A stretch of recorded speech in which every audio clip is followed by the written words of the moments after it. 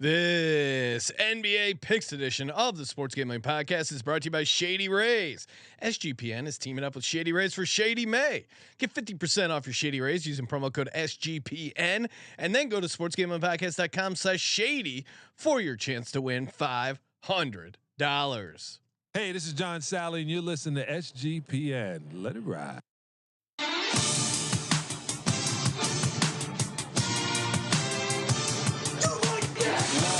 Cox. He's one of those guys who will get penetration.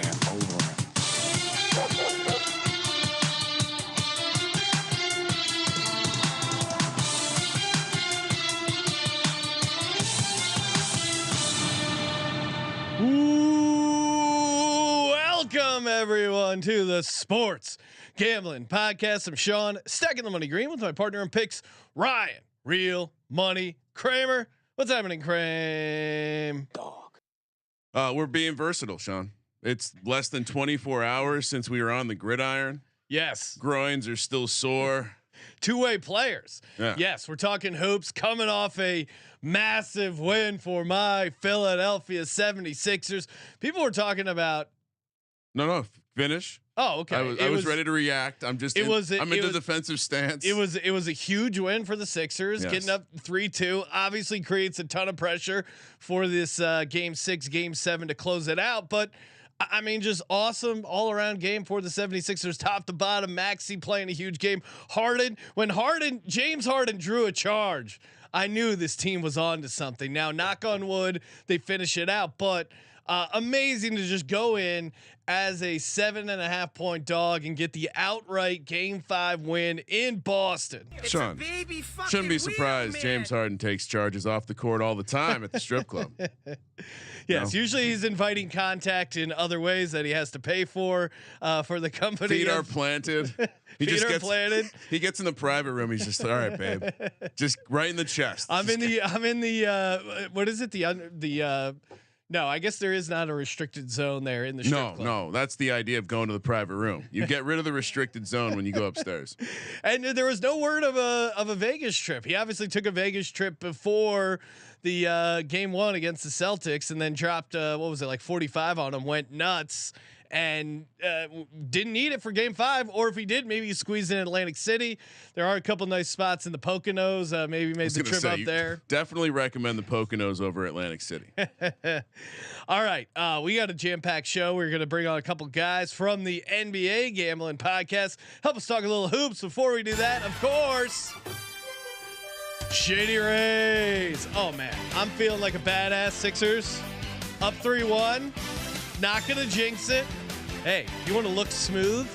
Gotta get these Shady Rays sunglasses. Love my Shady Rays. Perfect polarized sunglasses out on the lake, hiking, beach, wherever you go. Versatile, much like James Harden plays offense and defense. Shady Rays, perfect in any situation, and their lost and replacement policy. You can't beat it. Again, you drop your shades at the bottom of the lake. You leave your shades on a Southwest flight.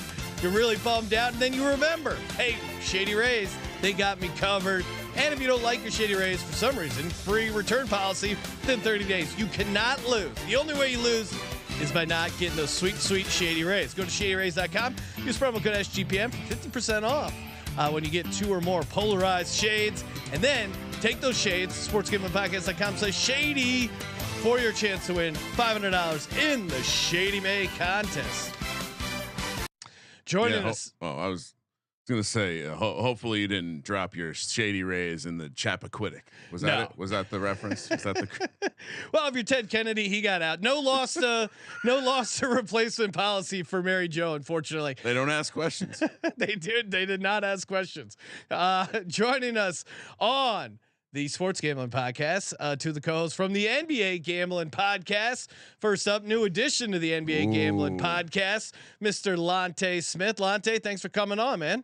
Good, man. Thanks for having me, man. Looking forward to breaking down the card with you guys. Yeah, first time, long time. First time, long time. Now, I know you as not only big NBA fan, you're a Lakers fan and a Giants fan. So it must be today. Explain yourself. Yeah. First off, how do you get to be a Lakers and Giants fan?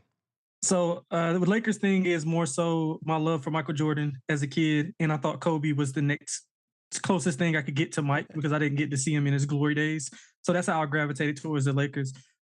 New York, I'm a Giants and Yankees fan. My grandfather was a big Giants and Yankees fan, so I watched them growing up as a kid.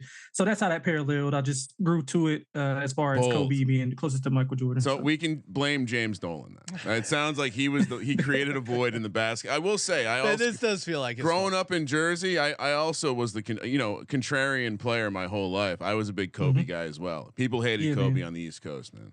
I mean, you have to respect Kobe's intensity. It must be a tough day for you because Lakers are up 3-1, have control of the series, but it was just announced the Giants are playing the Eagles on Christmas, which means Boston Scott may ruin your Christmas there, Lonte. Yeah, well, hopefully the Giants won't ruin my the start of my year starting off. But yeah, man, not looking forward to that either. But hopefully we can hold down Boston Scott. All right, at least to one touchdown and not two. We need to have a Giant fan SGPN committee meeting to get all the talking points right. I didn't like that lack of strength right there. Yeah, you bet on Boston Scott to score a touchdown. That doesn't fucking matter. That's only one touchdown. Yeah, if you're a Giants fan, you can do that. Hopefully reverse correlation, boost your odds up. He's my bring back in my Danny Dime stacks. Boston Scott, a man we always like to bring back, and a man who knows a little about building a sweet parlay. You know him from the NBA Gambling Podcast, tons of other podcasts, including the Tennis Gambling Podcast. I know there's some tennis degens. Mr. Scott Reichel. What's happening, Scotty? Yeah, nothing much. Nice to see you guys again. Looking forward to going through the card. I know that you're wearing the team that's up 3-1. You got the jersey you're repping. Unfortunately for New Yorkers, it might be the end of postseason action for the foreseeable future tonight. We'll see two hockey teams in it, not in the second round, but they got in the first round, and then you had two in the NBA. Knicks did win a round, but they're down 3-1. We'll see what happens, but yeah, Philly has been a lot more successful when it comes to winning playoff games than New York lately, and I'm not too happy about it, but it's the way it is. Yeah, I mean, there was a lot of like the Garden's back, Mojo's back, and then cooling off a little bit. Level out your expectations. They had a successful season. I mean, it was more successful than Giannis's, and he thought his was successful. So. Yeah, it's not a failure, Scott. If they lose round 2, it's not a failure. It's just a path to success. This is how I know I'm not a Knicks fan anymore. It's funny. It is funny to laugh at them. It's like leaving Jersey and being annoyed that people make fun of Jersey all the time, and then you have that moment where it's like, holy, there are a lot of short Italian guys who are really aggressive down the shore. So. Yeah, Ryan can disparage the Italians. Sean, I do want to ask you something though. Yes. How well will you be able to handle it if all 3 Philly teams make the championship game and they all lose? Scott, we did not need that mojo coming into this show. I'm curious. Love that question, Scott. Oh man, I honestly. Wait, are you including the MLS in there? That I am not. I might have offended some fans. Apologies I just finally got over the Union's loss, Scott. Now you're. Hey, I would love to see the Sixers in an NBA Finals. So for step one, really, you would have. I would never have guessed you would have loved to have seen the Sixers in the NBA Finals. Really, that is a hot take. Yeah. Obviously, I mean, it would be pretty disappointing if the trend continues. Honestly, though, even if they beat Boston, which I'm not a foregone conclusion, I am honestly worried about the Heat because I think Jimmy Butler has that dog in him right now, and he's played the Sixers incredibly tough. So one, Scott, I'm not even going to go there because as a player on the team, we're taking it one game at a time, one series at a time. We're focused on Game 6. We're not talking about championship right now, even though there was a moment where the Sixers were the odds-on favorite briefly until Denver won that game. Worth reminding NBA Sean that NFL Sean will be present at the time of this game as the NFL schedule release will be happening. That is going to be going to be a lot of stress. I'm canceling everything. All right, let's get to it. Talk a little Game 5 hoops. Perfect transition. Heat are catching 3.5 points in MSG. They're a +145 dog. Total sitting at 209.5. I'm on Miami here. I mean, It's over. Is that what you're saying? I understand it's back against the wall for the Knicks, but we've seen from the Heat they're not afraid to close out a team that's supposedly better. Again, I never understood why the Knicks were favored in this series to begin with. You're putting Jimmy Butler in a game where he can knock out the Knicks in a big environment, and I think to me the handicap really jumped out as far as just the mental aspect. The Knicks players were saying they want it more than us, and the fact that you're coming out in the press and saying they are hungrier. And last but not least, I think Tibbs. I think Eric Spoelstra is really out coaching Tom Thibodeau. I think he out coached Bud in round 1 there, and I think he's doing it again. Yeah, I mean he ended his career with the Bucks, and I think this is a great spot for Miami, especially catching the 3.5. I'll have to think if I'm going to put them in the dog spot here at the end of the pod. Stay tuned for that. But I like the Heat plus 3.5. Scott, we'll start with you. What's your take? I'm on Miami. I took them overnight at 4. I'm still shocked they're getting 3.5 points. I understand the argument sharp is sound effect. Oh, sorry. I understand it's a must-win game for the Knicks because it's an elimination game at home. But at the same point, you made the talk. You brought up the fact that Randall made some comments in the press, which seems like mentally the Knicks might have checked out of the series already. It really feels like Miami is just a much better team. They have a much better coach. They have much better depth. Quickly is now injured. I know Quickly wasn't exactly great in the playoffs, but he was the runner-up for 6th man of the year. They don't have any bench scoring, and the Knicks in general can't score. They're actually the worst offense left in the playoffs in terms of offensive rating, and the Heat are 4th in the league in playoff offensive rating. The point is you have Butler and Adebayo, who have probably been the 2 best players in the series, just based on consistency. But when Randall, who is a guy you have to rely on, and 90% of the fan base wants him traded because they don't trust him in the playoffs anymore, I don't exactly trust the Knicks in the spot. I think Miami closed it out tonight. I think they win the game. But if you're going to give me 3.5 or 4 with a Heat team that I think is the better coach team, the more talented team, and once again, a team that is not afraid of any environment. We saw them beat Milwaukee and do the impossible and win that series in 5. I think they win the series in 5 too. I'm going to take the Heat. God. I understand the argument. The Knicks must-win game in MSG. But based on what I've seen lately, it seems like this team might be mentally cooked. I'm going to take Miami plus the points. Yeah, I mean, you make a bunch of great points there with the injury stuff as well. Lonte, how about you? How say you on the Knicks Heat? Yeah, so I like the Knicks here, not just because of the desperation spot. I think that they can cut down on 2 things, which is why they were pretty much losing. So the effort and energy thing was the reason why they beat the Cavs. I mean, I don't think they were still a better team than the Cavs. I thought they just out-hustled and basically outworked them. And in this specific matchup, they're just not doing that right now. So one thing they have to do is play harder, play with more intensity. And another thing is cut down on the turnovers. So in all the 4 games, they're minus 45 in points off turnover margin. So they got to get in transition because their half-court offense, like Scott just mentioned. So they get out in transition and are able to run and knock down some shots. They haven't shot the ball well at all so far. So I'm assuming at home, some of these guys will be able to shoot the ball better. Grimes, some topping minutes would help, is what I'm thinking. So I think they got to limit the turnovers, get out and run, and not go against that set defense for Miami, because that's what's really hurting. And once they get in the set and spoke and set up and dissect that offense, I think that's when they're running out of time. So they got to get out in transition and limit those turnovers. So that's the main 2 things why I like the Knicks.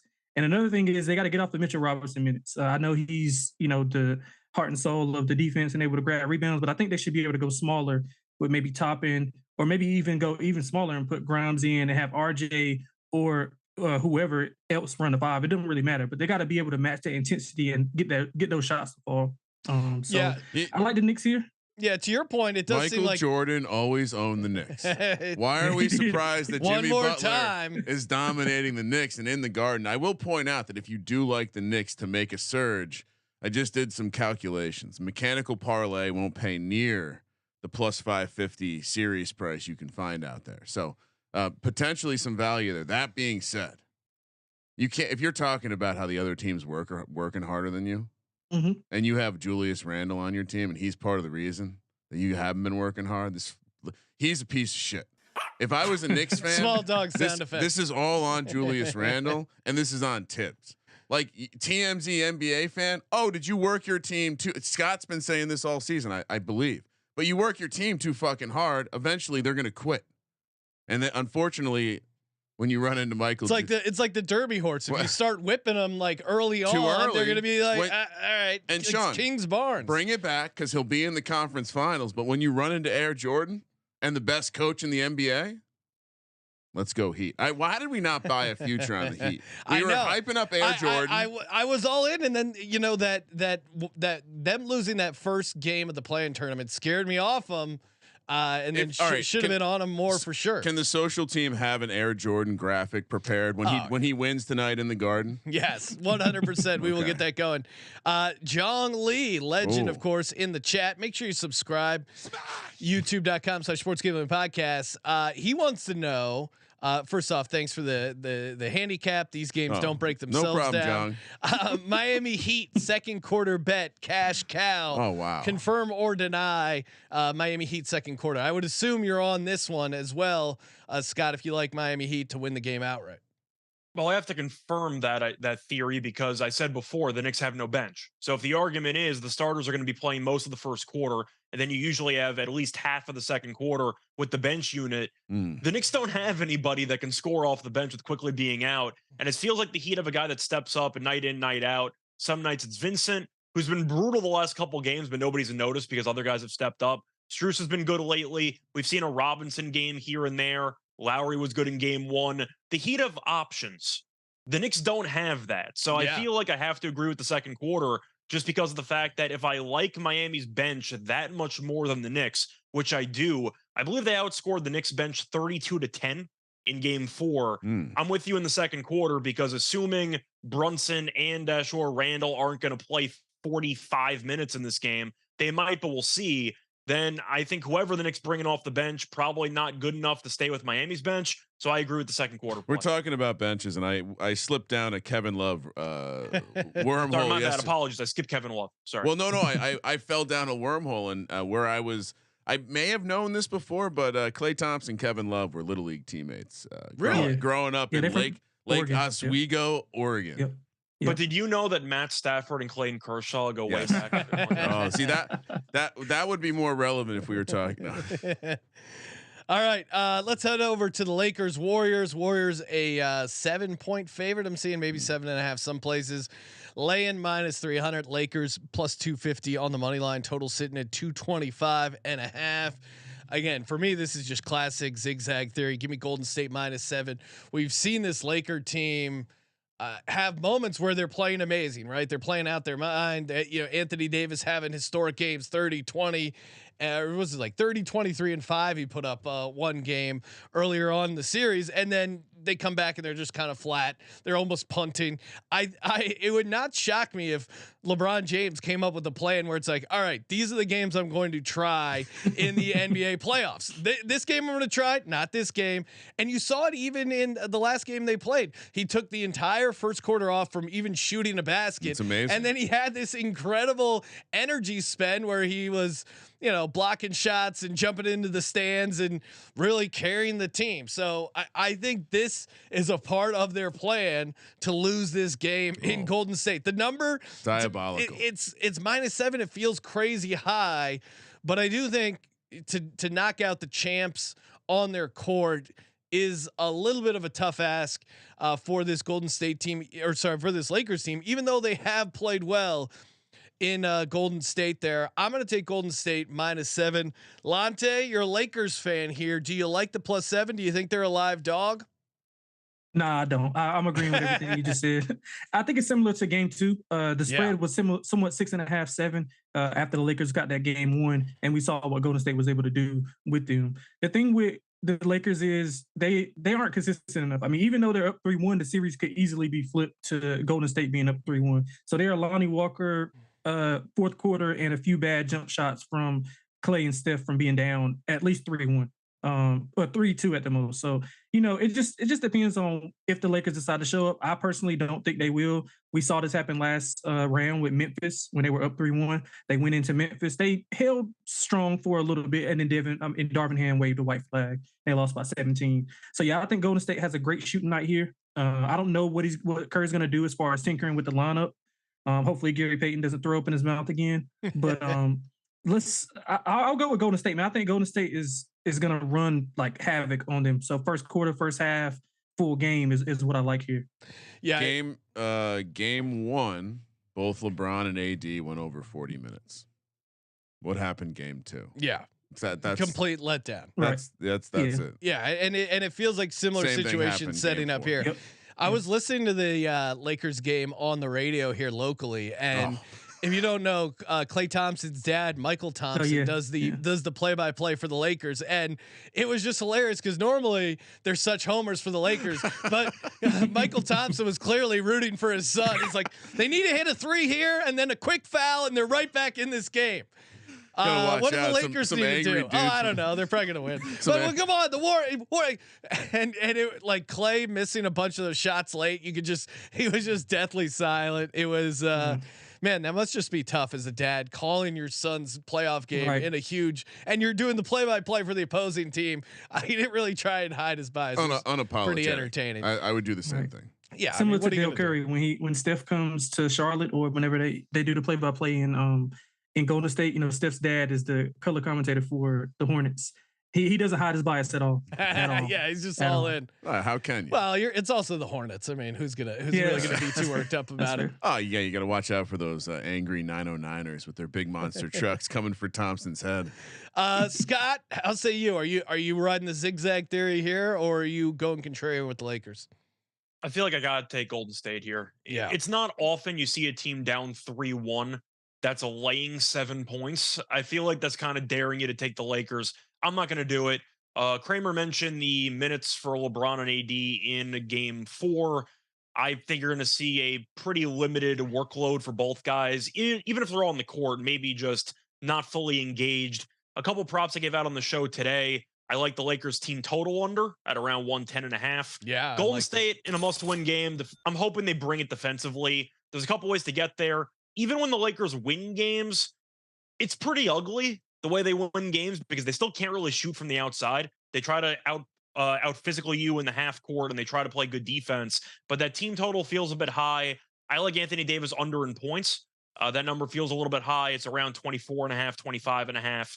If we're questioning how many minutes he's going to play, he also had 2 straight good games, even though he vanished in the fourth quarter and only had 23 points. I do think he might be a little bit more passive. We'll see what happens there. I like the under with his props, though.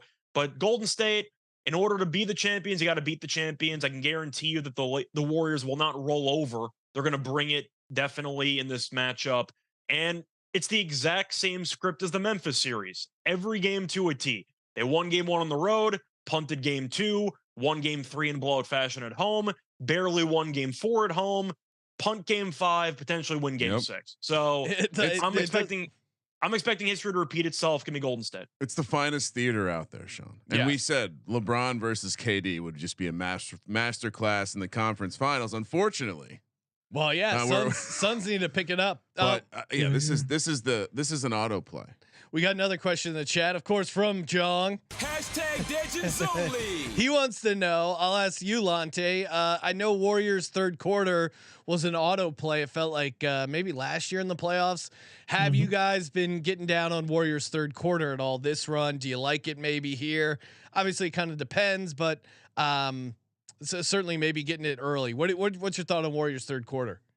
Yeah, it does depend on game flow and game script, obviously, but what I've been doing is if they are within 1 to 5 points as far as leading or trailing, I'm automatically playing it because they're going to come out ultra aggressive either way. They're going to and they're going to go for the knockout punch. And one thing with the Lakers is if it's over early, Darvin Ham's going to pull those guys. So you'll get probably backups coming in late third quarter. So that'll boost up some of the value that you get in that. So I don't hate playing it right now.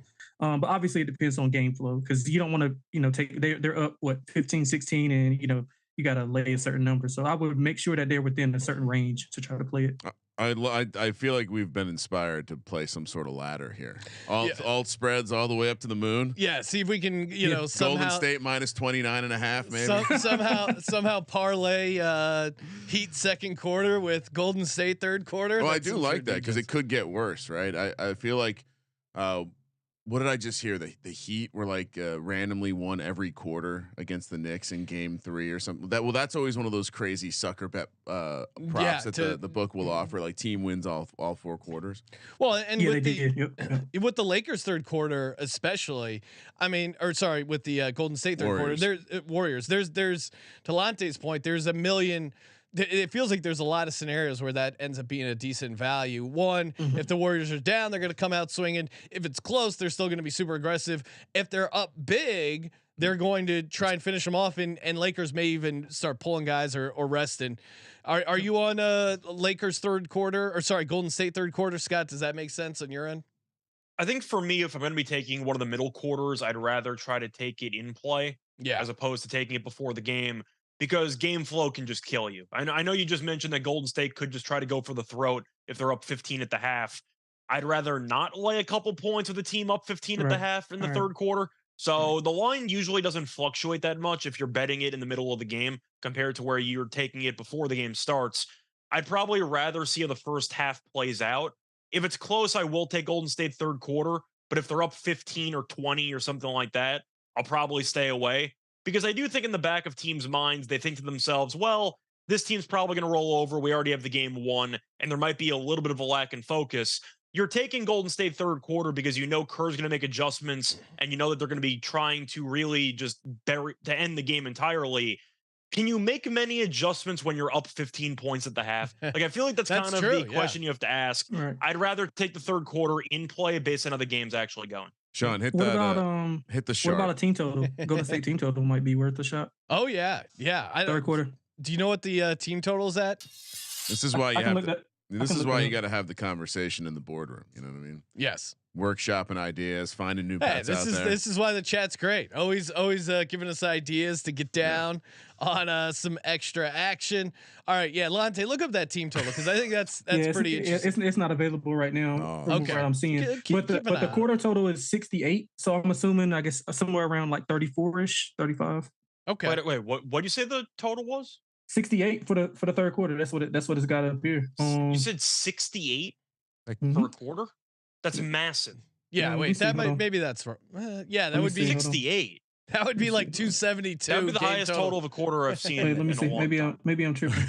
Maybe that's a half. 58 sounds reasonable. Like maybe 57 and a half. My bad. 57 and a half. Okay. 57. Yeah. Okay, so we just dropped 10 points in value. Yeah, I don't know if I can take the over. I don't think I can take the under anymore. No, 57 and a half. That's what I'm. That's why Scott created a great middle for himself. That's why you got to watch the live stream. You missed out on. We just did a release show, Sean. like some of these sharp outlets. We just did a release and moved I just the heard line. that number. I had to do like a double check. I'm like, wait a second, that doesn't sound right at all. Play the sharp. Yeah, that's right. Hold on. They're laying 2 in the third quarter.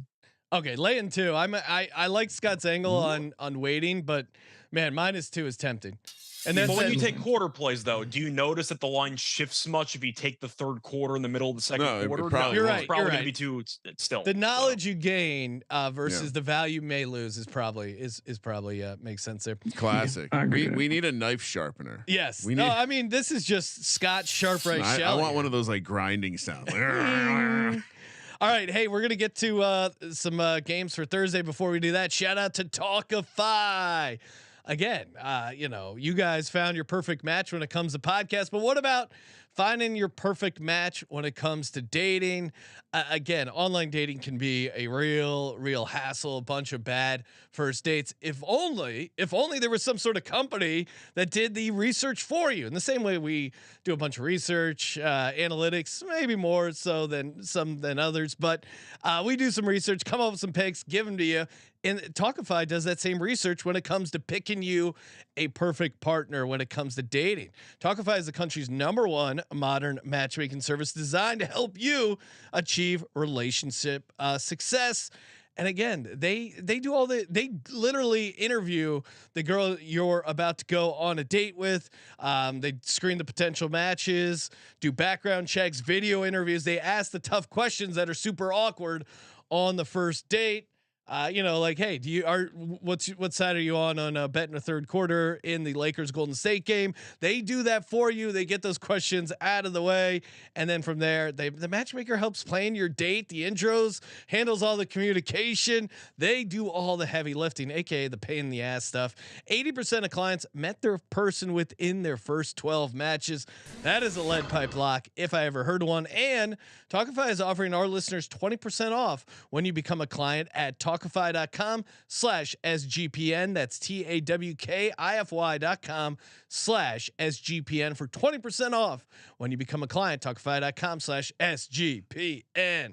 Unconfirmed, Sean, but potentially Talkify stepped in the 25th hour to help Lamar and the Ravens. Oh, finally, out, yeah. They're like, hey guys, you guys are a good match. We did the background check. You're not finding anything better than Lamar. You guys love plaid suits. Lamar loves plaid suits. Come on, let's get this together. Let's go. All right, Celtics on Thursday night, 2-point favorite against my Philadelphia 76ers. Sixers are plus 110 on the money line. Celts minus 130. Total sitting at 212.5.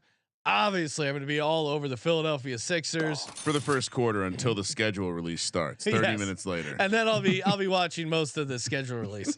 Got to figure out those. So play games. the first quarter. Yes, that's what my interest will be. Peaked. First basket. Is that what you're saying? First basket. I was thinking of dabbling with those. It does seem like Embiid, even though he's chalky, I think he's hit first basket a couple back-to-back nights.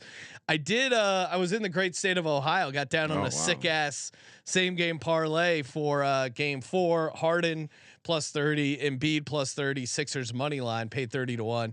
I know you've been saying you can't wait to tell Scott about it. Yeah, I was just trying to impress Scott. You're bringing the dead bird to the back door of Scott's. Yes, I'm the cat that brings. Hey Scott, you want this mouse? Look at this thing. Because there definitely is correlation of these role players. Putting up a bunch of points and the Sixers winning. So obviously you can tie those together. I mean, Maxey's looked really good. Harden's looked really good. This team seems to be firing on all cylinders. And the Celtics, like that game 5, like they never felt in it. And there was a confidence issue. Not only were they missing a bunch of shots, but they felt mentally kind of shot. I am obviously concerned the Sixers with expectations at home. It is concerning. Obviously, the Celtics have a bunch of playoff experience, made it to the NBA Finals last year. I think Doc Rivers, and I don't know how many times we can say this in his career, is out coaching Joe Mazzulla in a playoff series. So not a great resume builder for Joe Mazzulla. Do you not remember when I brought the whole world's attention to the psycho nature of this guy? As soon as I saw him look at the media and say, "What? No one wants to ask me about my adjustments after he won."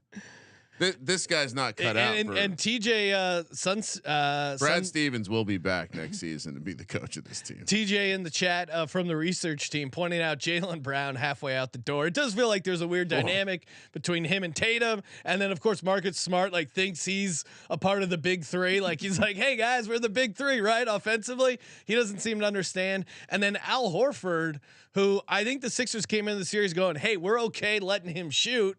It kind of almost bit them in the ass game 4 because he was lights out. But for the rest of the series, it's been a good strategy just letting Al Horford finally come up big for the Sixers in a playoff series by clanging a bunch of postseason threes. Obviously, I'm a bit biased. I like the Sixers +2. I like them on the money line. Scott, how say you? So going into the series, I thought Boston would win. Simply put, with Embiid's injury status up in the air, and I thought Boston was the more talented team on paper. I still do, but I am so anti-Mazzulla. I've been anti-Mazzulla for months, and it would be pretty funny if he calls out the media and then does not win a single playoff game after that. That is in the cards for this one, so keep an eye on that. If they lose this game, then he'll be, I believe, 0-3 after calling out the media. But the point is, I do think based on the number itself, I got to take Philly in this spot. Boston has just too much turmoil going on. I don't trust them in close games. I don't trust them late in games. Doc Rivers, I know he's been a punching bag, in the media and just for people who talk about basketball all the time because of how many no-shows or underwhelming performances his teams have had. He's still better than Mazzulla. That's how bad I think Mazzulla is. And Rivers has made some adjustments. He's done a good job of figuring things out over the course of the series. I'm not sure what Mazzulla's done at any point in the series as an adjustment. I thought one guy that actually was playing relatively well defensively in this series was Grant Williams. Yeah. And then Embiid stomped on his head, and then I don't think Grant Williams played after that. So I do find it kind of weird that the main adjustments they're using were really just to limit some guys in the rotation. But I thought Grant Williams actually played relatively well earlier in the Rebounding series. too, yeah. Yeah, they keep using Horford. And it's kind of funny because I roasted Horford's 3-point shooting, and then the game after he hit 5 3-pointers, and then he went back to being bad again after that. But Horford's killed them offensively. He can't shoot. You're looking at the overall hierarchy of the team. Tatum is the guy in his own mind. I think arguably Jaylen Brown might be the better player. There's a separate conversation for that. But Marcus Smart's also trying to butt in and say, hey, remember me? I got to take all these big shots late in the fourth quarter. And it's like, no, you really don't. But Marcus Smart thinks he has to. The point is, there's just a lot of question marks. I question the overall psyche of this team. If you're going to give me a home team up 3-1 against a team with a rookie head coach that I don't trust, I got to take the plus money here. Now, if Boston won the series, I wouldn't be totally shocked because, once again, they are the more talented team. But I can't trust Boston if I don't trust them. If I can't take them on the road after they no-showed a home game in Game 5, and I still can't trust them to close games out like we saw in Game 4. I got to take Philly on principle here. Yeah, I mean, Joe Mazzulla, like Ryan, brought up his history. He's just super inexperienced. I mean, previous to this, he was coaching Fairmount State. I mean, D2, not even D1, not even like Patriot League D1 college basketball. And your point, adjustment wise, I mean, Horford, to his credit, did have that, Game 4 where he hit 5 threes. And there was a moment in Game 4 as well where he was like D'ing up. Embiid seemingly kind of got in his head there for a little bit. But other than that, I think Williams has been the better player, more consistent rebounder. And I think a tougher matchup overall for the Sixers. A number of Celtics fans have said, basically, I wish we had a coach that could drop a play, which that seems like at a minimum, if you're a basketball coach, like you got to be able to draw. On that's Brad whiteboard, Stevens' right? wheelhouse. So, and also just shout out to the city of Boston for just. I know I called for the. It's a baby fucking wheel, man. I know I called for the beginning of their just every sport's gonna suck ass for 2 decades, but the cliff is happening fast. The way the Bruins, the way if the Celtics lose to of all teams, the Sixers, their coach is a psychopath who definitely. I mean, do they let him go in the offseason? Or does he intimidate ownership with that glare? Yeah, it's put him in a fucking chokehold. It's certainly weird. I mean, again, he just seems possibly in over his head. He's 34 years old and he's coaching in this massive spot. I mean, he may end up being a good coach down the road. I just think he's woefully inexperienced. You guys told me before the series, we don't worry about Doc until Game 7. Yeah. This is not Game 7. No, it's Game 6, and they're still a dog. So I think they can still kind of play up that angle of like no respect. They're not, no one believes in you. I think they can lean into that. Lonte, how do you see Game 6 shaking out for the Sixers? Yeah, man. Sorry, I'm gonna go a different route. I like Boston. I pretty much had a decent feel for this series. So until this game. The thing with Mazzulla is he has made adjustments. It's just all been the wrong ones. Like Scott alluded to it. Like taking Grant Williams off of Embiid was probably the worst decision that he's made. Because if you watch the game, even after he got stomped in the face, he was like all up in Embiid's space and not giving him a chance to like jab step and be able to get a good look at the rim. So he's actually making Embiid work, while Horford is just kind of like playing off, trying to use his length to block his shots. But I think that Mazzulla has to do something. I mean, he can't do everything wrong, I don't think. So you think he accidentally lucks in based on probability to one decent adjustment because he's been wrong every step of the way? I like this theory. He's so bad. He's got to do something right. Like I mean, but he's due. He's due. Yeah, I mean, but he's due for a correct adjustment. He is bad. He is really bad. But I think a lot of it has to do with some of the players also. Like some of those, like Tatum was disengaged from the jump. He was getting outplayed. Brogdon's getting beat up the dribble. Rob Williams looked like he wasn't even supposed to be on the basketball court. And if you remember last year, he was the reason why they were having so much success. Their defensive rating was sky high when he was on the floor and at the bottom level when he wasn't on the floor. So I don't know what's going on. Maybe he's injured or whatever. But I mean, Boston's been here before. We saw last year they were down 3-2 to Milwaukee. They went into Milwaukee. They won by 13, and they followed it up by winning by 18 at home. So I think they follow suit here. I think they get it done behind some big performances from Tatum and Brown. I'm not too big on the coaching thing, so I'm just going to put my faith in the players. No faith in Mazzulla at all.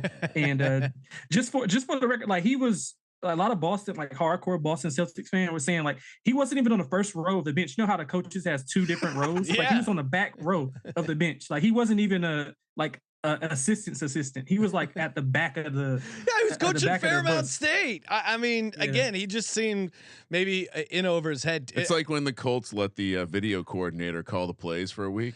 Yeah, I mean, Right. it reminds me when Andy Reid made Juan Castillo the offensive line coach, defensive head coach. And I just saw on the Kelsey podcast, someone brought up a quote of Andy Reid saying, "If you can coach O-line, you can coach anything." I'm like, Jesus, man, you have not learned. Yeah, you can. It is good to be able to coach the O-line, but you can't just go from. Again, we saw it with Matt Patricia and Joe Judge. Yep. Sometimes you're not a specialist. TJ in the chat from the research team once again pointing out, does Boston play Pritchard more? They brought him in at the end of the game. Certainly got me a little nervous. Hit a few threes there. I was like, oh my god, are they gonna? They were up 12 with like 2 minutes, and I was still nervous.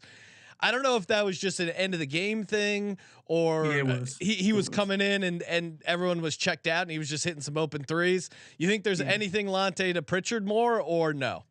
Nah, if they play Pritchard, Maxey will literally score probably 100 points. He can't stay in front of Maxey. They'll pick and roll on the death, put Maxey and Harden a lot of ball screens to get him off of whoever. I'm assuming he'd be on Derek White. So they probably put him in a lot of ball screens. He's not capable of being able to defend at that high of a level yet. So, yeah, I don't think they should. What he should do is play less Al Horford and more Malcolm Brogdon. He should go small and put Tatum at the 5 and just have, go bombs away from 3. Fun game. Al Horford, old as shit. We all know that. Respect. Yes. As an old guy, respect. Don't know how his knees are staying in one piece. Who is older? He's 36. You looked it up. Sorry. I didn't know you were doing a game. You can still do. Well, we can still play the game. Okay. Who of these people who is older than him? Kevin Love, Blake Bortles, Johnny Manziel. Oh man. Joe Flacco, Blaine Gabbert. Oh wow. It has to be I'm torn between two. I'm gonna go with Gabbert. I was gonna say I think it's either Gabbert or Flacco. Yeah, because I remember Al Horford and Noah. They won in 06, 07. I want to bet on that in high school. They won back to back. So Manziel came after that. Oh, Manziel's not even close. Yeah, Manziel's just. I'm just going through like seasons in my head. Bortles came after that because I remember him when he was at UCF, right? Wasn't he at UCF? Yeah, and why do I think that Gabbert was in the Jake Locker draft? Like I think he was long ago. Like I think I'm gonna go with Gabbert. Yeah, I'm gonna go with Gabbert. I'll go with Gabbert too. His brother's almost like 20. Right? Flacco is the red herring. Flacco's the tricky one. Al Horford was in the 2007 NBA draft. Kevin Love was in the 2008 NBA draft. He's 2 years younger. Blake Bortles, you guys are right. Nowhere near 2014 draft. He's only 31, but he's retired. Johnny Football, only 30, comically, same draft, 2014. Blaine Gabbert, 2011 draft, which, by the way, first round pick. Remember that? That was a fun draft. He's only 33, though. Joe Flacco. Wow. Joe Flacco, 38 years old, 2 years older. I did the Who Wants to Be a Millionaire 50-50. I was torn between Flacco and Gabbert. I just picked the wrong They one. were in, he was in the 2008 NFL draft. Out of Delaware. Pick out of Delaware after he ran scared from Pittsburgh. Blue heads. His brother was not Blaine Gabbert's brother is way better. Who's Blaine Gabbert's I'm not brother? saying much. But Yeah, it's not. His brother plays for. Who does he play for? I won some money off of him. I like how all your references. he plays for Miami, Ohio. There we go. Okay. There we He go. did. I think he transferred. Yeah, but they were doing some weird stuff with his injury. He was injured for the season, and he came back. And This is a hell of a segue we got going on. I know. right. We're talking Ohio, Miami, Ohio football. I'm just doing some loose research. He might have multiple brothers. So Brett and how did this start, by the way? Tyler? Peyton Pritchard? Is this how this started? Al Horford. Yeah, it did begin with the Old ass Al Horford. That's how it started. Kramer, Celtics or Sixers? Oh, well, Sixers, because the other thing I was going to bring up is Boston 1 game out of the basement in the AL East. AFC East, Patriots projected to be last place. Bruins, worst collapse in the history of hockey. Boston Celtics, psycho head it's coach. bottom 5, but okay. It's certainly a historic collapse. Nothing is ever going to beat Tampa being that good and getting swept by Columbus. That's going to be the all timer. Like that's tough to beat. But for recency bias, we can say it's the worst. And then the Boston Celtics were collecting their championship. A lot of their fans were collecting championship rings after the Milwaukee Bucks were upset. Losing to the Sixers would be sweet, sweet glory. And like I said, the beginning of the 20-year drought of Boston. The drought begins. All right, last game we're going to break down Thursday night. Nugs at Suns. Suns are laying 3.5 here. Obviously Denver up 3-2. I'm going to go dog here with the Nuggets. I know the Suns have been a tough out at home, but to me, it almost takes a historic performance. And I think I've been looking to kind of fade games where teams need those back-to-back historic performances. I mean, you know, Booker and Booker and KD put up like something 86 points in one game. I just don't see that happening again. Jokic, I think, is just his confidence is through the roof. You're giving them 3.5 points. I think that is a little bit crazy. And just the Suns offense, I just don't think it's sustainable. Like Booker obviously is playing so well, but you're not going to just keep hitting 70% of your shots. I think he's due to cool down. Whereas Jokic's game, I think, is pretty repeatable. And I like them to close it out here in Phoenix. And I think this is a tough spot for the Suns here after that loss in Denver. Scott, how say you? Nugs Suns spread here 3.5, total 226. So on one hand, I thought the series would initially be a pretty long one. I thought it might go 7, but I do think I'm going to lean to Denver in this spot. You mentioned the insane numbers that Booker and Durant had to put up at home just to win games 3 and 4. Booker in games 3 and 4 shot 79% from the floor in those 2 games combined.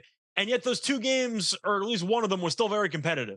Like Denver hung in there despite Booker having one of the most efficient 2-game stretches I've ever seen, arguably in NBA history, for at least a guard. I know Will Chamberlain used to just dunk the ball over 6-foot-tall centers, but still, for actual guards shooting a bunch of jump shots, Booker couldn't miss for 2 straight games, and yet Denver hung around because Jokic was able to go for an insane 30, 17, and 17 triple-double, followed by a 53-point game with 10 assists.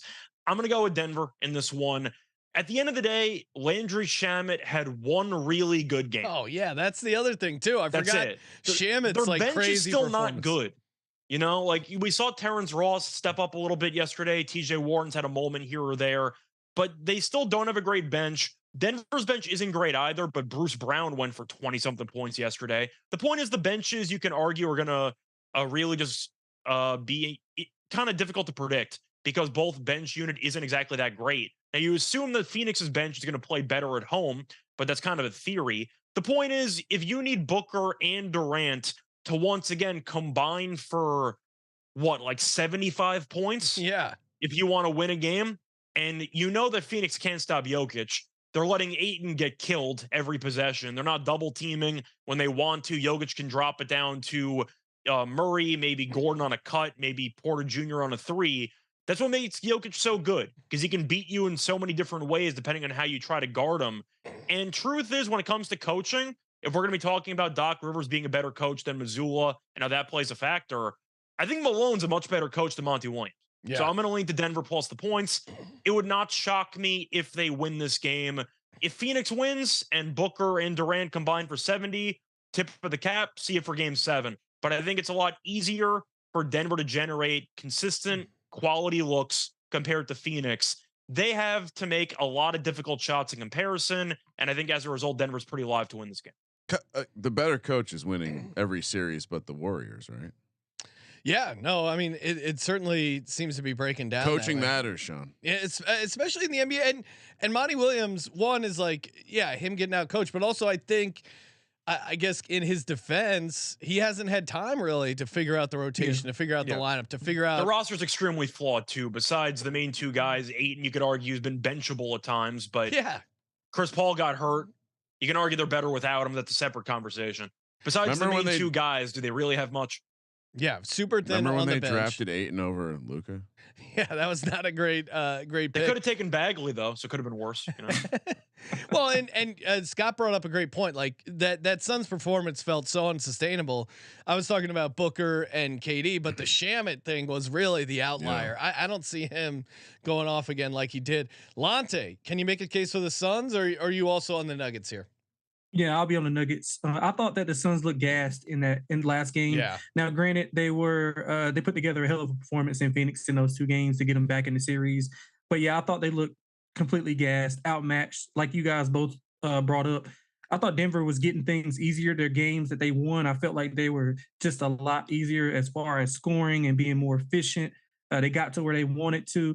The defense does give me trouble, but Phoenix, like I said, they look so gassed. They're not even attacking the rim, and who knows what's going on with Booker's ankles. I know he had two different mishaps in the game. He looked fine initially, but then as the game went on, I felt like he was favoring it a little bit more.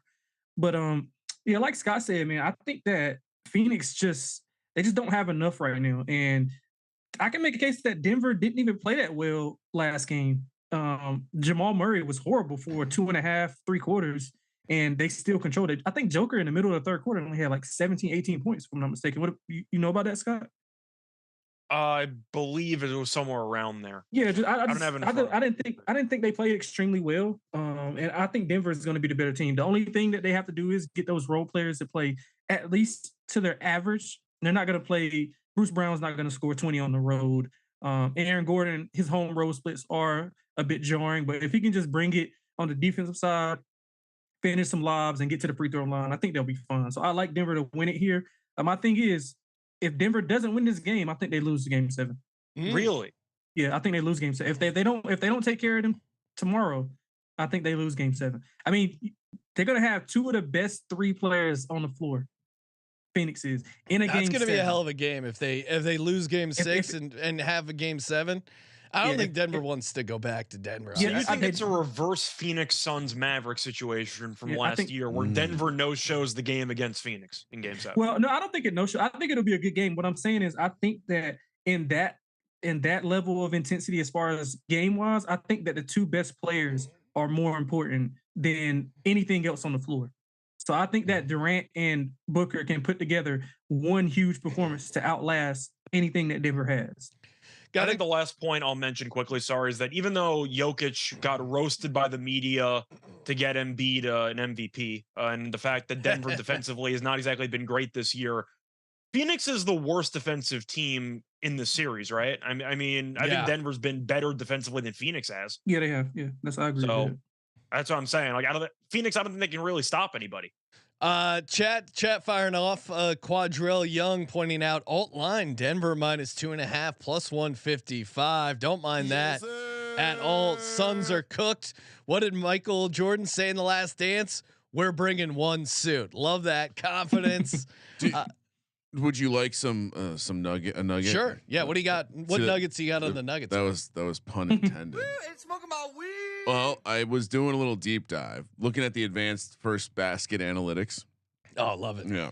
So Nuggets, massive delta to the Suns here. 10% in terms of percent of games first field goal attempted. So Suns have a massive advantage. So that tells us we should take a Sun. Then when I poke in, is DeAndre Ayton going to start?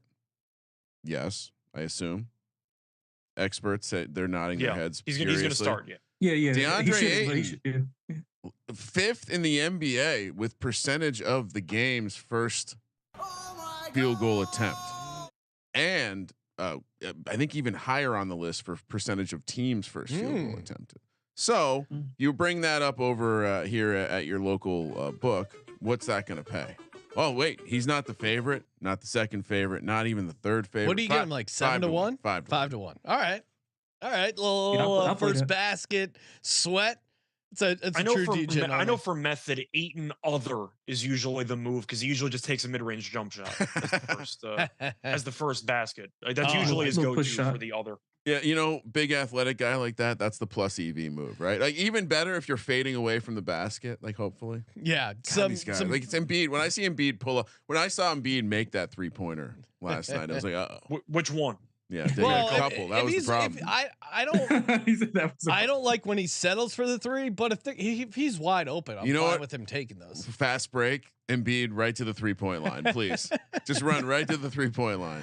TWH in the chat saying, are we still going Jimmy over 27 and Bam over 17? Going back to the Heat Knicks props there. Scott, any thoughts on those player props?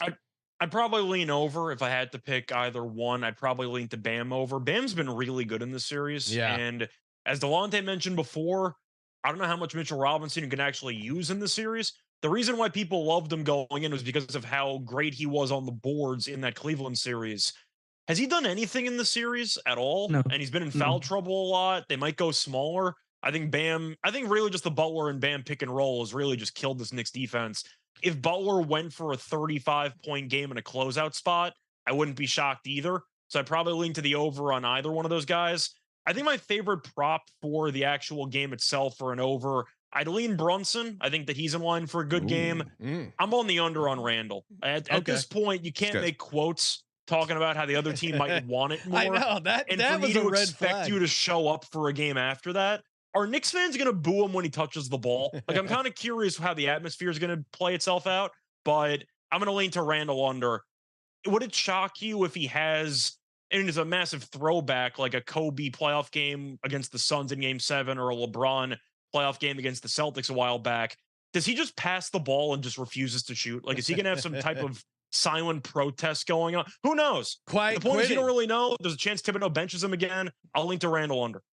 All I know is the New York basketball fans are so smart, Sean. They really know when to cheer and when to boo. So if they're smart, they'll boo Randall off the court. I also want to say one thing, though. I can guarantee you right now, with the Knicks being down 3-1, there's a 0% chance that Durant regrets not coming to the Knicks. Oh, wow. Just gonna put that out there. Right to the heart of all Knicks fans. Just brutal. Wait, KD should have came. Those shirts are going to be flying off the shelf when they get knocked out. I just picture Scott walking down the streets of New York, smiling, looking at the misery of all these Knicks fans. My team didn't win a playoff game. They won a round. I'm in no position to make as a Nets fan, he's keeping his head low, but tossing some shrapnel at KD. You can still enjoy the misery of it. I enjoy it. I just don't brag about it because they just counteract saying at least we won a round, and I can't really respond to that. So I'm just fighting a losing battle. Well, you can always make fun of Ben Simmons. That's a good fallback as someone who's been in your place. And the parallels between, like, again, back to hockey, but Toronto and the Knicks both celebrating their first round victories and then crashing down to reality. To a Florida team. Kramer. Yeah, good point. Are you locked in on the Nugs plus 3.5 as well? I'm a big fan of the Nugs. Let's go. I mean, honestly, I thought it was going to be Durant versus LeBron. Now I guess it's Joker. Could this be a baton passing moment? LeBron passing the baton to Joker instead of Durant. Nick in the YouTube chat with some just D-gen action here. Embiid cashing the 3-point first basket last night was 60-1, and Butler's 3-point made on Monday was 100-1. Yeah. Wow. Well, I do know Embiid was I believe the regular season first basket leader. Yeah, he is in a terms go-to. of Usually like it's like units or whatever. It's obviously something down low, easy to kind of establish you in the paint. But the 3, that's crazy, 60-1. Lonte, before we get to the locks and dogs, we gave Scott some time weighing in on any props. Any props next couple of days you're looking at? Yeah, I'll be looking at some Jamal Murray stuff for Denver. As for tonight's game, I kind of just want to look at it. Maybe take some live props on some books. Actually, post those live props. So look at some Jaylen Brown tomorrow for first quarter. He's been killing it in the first quarter. Also, I like Brunson, like Scott was saying.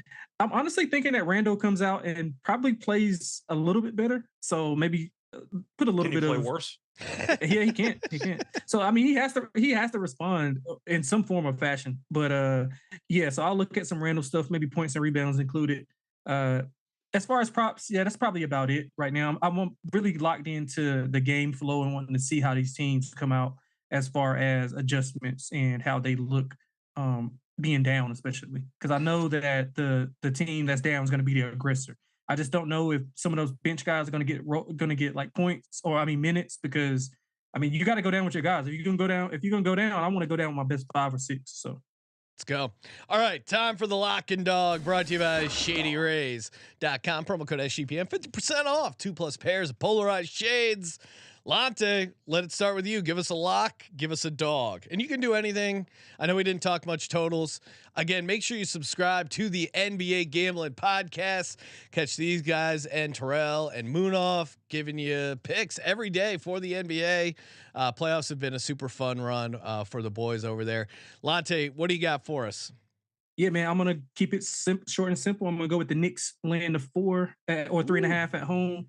I think it's a good spot for them. If you don't want to lay the 3.5, probably just play the first quarter. They're really good in the first quarter, first half. But for my lock, I'll go with the New York Knicks minus 3.5 in the first quarter. And man, the only thing everybody agreed on, was the Nuggets plus the points. So that's gonna be my dog. Okay. Denver, are you gonna go money line or just points? Yeah, money line. Yeah, Denver money line. Yep. Denver, because if they don't win, I think they lose the series. He was offended by that question. Of course. I just want to get it for the record. Of course, I'm going for the record. Scotty, what do you got? Are you annoyed by being called Scotty? Is that No, I don't mind. Scotty doesn't know. I don't mind. Some Scots don't like Scotty. It just happened naturally. I don't want to. Beam up a pick here, Scotty. What do you got for the Lock and Dog? Yeah, so I'm not just going to recycle the same exact 2 picks I gave out on the show earlier today, because that's wasting everybody's time. So starting off with the lock, I'm going to go with Anthony Davis under in points. I know that he was pretty good the last 2 games. He was really good in the first half last game, except he really vanished in the fourth quarter, and nobody really noticed because Lonnie Walker carried the team. But if we're talking about the argument that the Lakers might roll over, 80 played 40+ minutes last game, they might be exhausted, they might limit the workload, not to mention the fact that I'm assuming the Warriors are going to really try to make him work defensively by bringing him out away from the paint. He's going to have to guard and pick and rolls more. I like Davis under.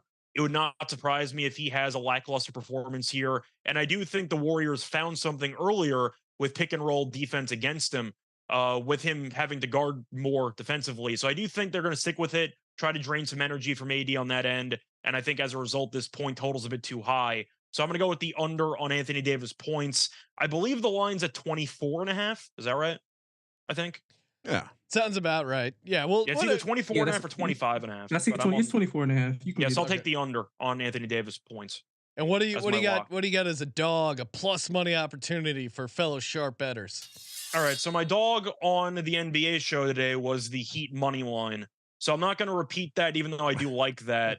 Instead, I'm going to go with the alternative spread on the Heat. I compared this series a lot to the Hawks Heat series, the Hawks Knicks series a couple of years ago, where it just seems like the Knicks are outmatched and they got run out of the building the last 3 games in that series, and they came back home for Game 5.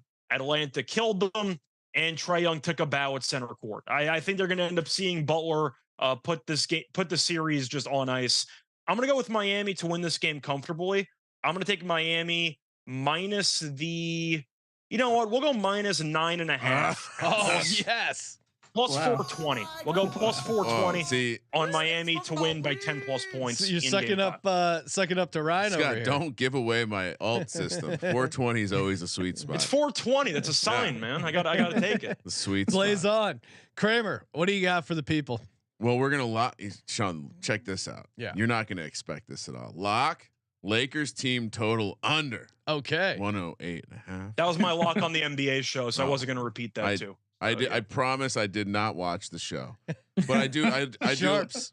I do like. I'm saying that I co-signed the play. I just wasn't going to give it out on the segment. No, I know. I'll give you credit. First reported by Scott. I'll be tailing on that for my dog. Let's go with that Ayton first bucket. Okay. Wow. All right. What do you mean? No, I like it. First bucket. Yeah. I found out Ayton other, by the way, was 13-1. If you want to get even more degen on it. Okay. So wait, sorry. What do you mean Ayton other? Meaning no free throws, no dunks, no layups, just a regular jumper type of shot. All right. Wow, that's next level, and that's why we got Scott here. Just every time, just that jumper sweat It's like throwing the dice. You know, All you get 1.5 seconds of just pure sweat. For my lock, I'm giving out the Sixers money line, even though it is plus 110. They shouldn't be a dog. And for my dog, Was that first quarter or full game? full game. Okay, Full game. I'm just checking because NFL Sean will be present. And since everyone's really going hard in the paint here, I'm going to give out a money line parlay. Heat, Sixers, Nuggets, 11-1. Wow. Let's go. All on the money line. You got. I was just gonna go Nuggets, but they're giving out plus 500, plus 400. You know what Had that to was, go big. Sean? Had to amp it up. You were shopping hungry there. You open the refrigerator. I love all three teams on the money line. And you took all the produce and throw it into the pot for your stew. I love it. It's gonna be a big cash stew. Parlay stew. Oh, that could be fun. Oh, that's a new segment. Yeah, that Look could be out. fun. Throw a little bit of this, a little bit of that. Got yourself a sweet parlay stew. All right, make sure if you haven't already subscribed to the NBA Gambling Podcast, got you covered. They're also on YouTube. Make sure you check out the live shows. A lot of fun. Big thanks to Lonte Smith calling in. Make sure you check out Lonte on Twitter at XXLonteXX. And of course, the man, the myth, the legend, Scott Reichel. Check him out on Twitter as well at Reichel Radio. Kramer, we'll be back talking spring football. Got a best ball draft. Just got a ton more content coming at you. I mean, team previews. How far away from team previews? Team previews are right around the corner. Maybe get a little hockey in here. Get the hockey guys as well. Make sure you that subscribe button. Shout out to the chat. Killed it today. Thank you for participating in the Sports Gambling Podcast. For the Sports Gambling Podcast, I'm Sean, second the money green, and he is Ryan. I really have enjoyed the NBA playoff drama. Kramer, let it ride.